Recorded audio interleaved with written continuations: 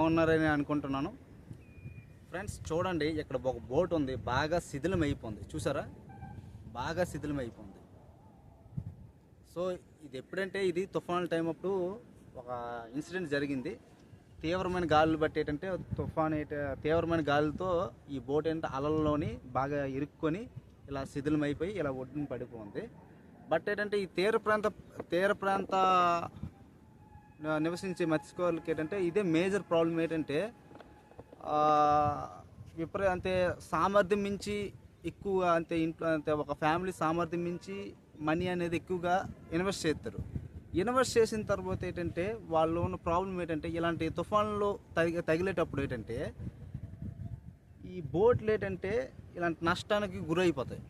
అప్పుడు ఏంటంటే వాళ్ళకి ఏంటంటే ఆ నష్టపరిహారం దొరకదేమో తెలియదు కానీ, బట్ ఏంటంటే వాళ్ళు అంటే ఒక మత్స్యకారు ఫ్యామిలీ కుటుంబం అయిపోద్దంటే మానసికంగా బాగా కృంగిపోద్ది.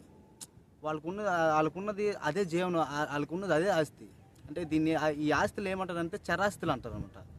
అంటే ఇది ఒక స్థిరాస్తులు కూడా కదా, చరాస్తులు. నష్టం వచ్చిందా స్పాయిల్ అయిపోద్ది.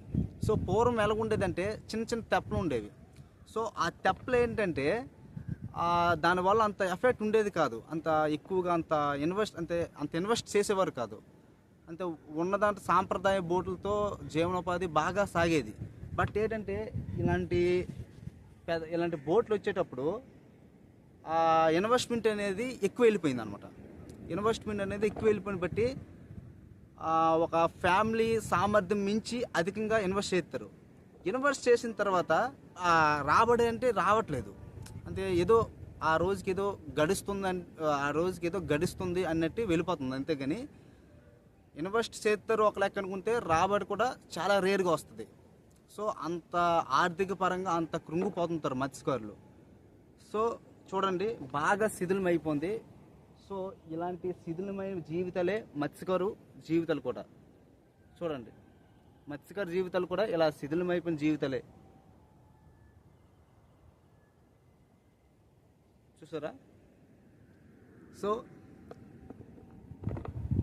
మత్స్యకారులైనా రైతులైనా ఇలా సాంప్రదాయంగా వృత్తుల కొరకు పోటీ పడితేనే కొద్దిగా పీస్ఫుల్ లైఫ్ను జీవిస్తారు. నాకు తెలిసి అధికంగా పెట్టుబడులు పెట్టుకుంటే అదేంటంటే ఫ్యామిలీ పరంగా బాగా ఫ్యామిలీ పరంగా మానసికంగా బాగా కృంగిపోయి తర్వాత ఏంటంటే లేనిపోయిన హెల్త్ ఇష్యూస్ కూడా వాళ్ళ పరంగా వస్తాయి. అందులో కూడా నష్టపోతుంటారు.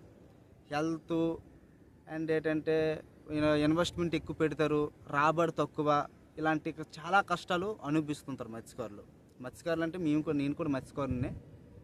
సో మత్స్యకారుని అంటే చదువుకోను కాబట్టి ఓకే, నా జనరేషన్ వరకు ఓకే. బట్ ఏంటంటే ముందున్న జనరేషన్ మాత్రం చాలా స్ట్రగుల్స్ చేసుకుని వచ్చారు.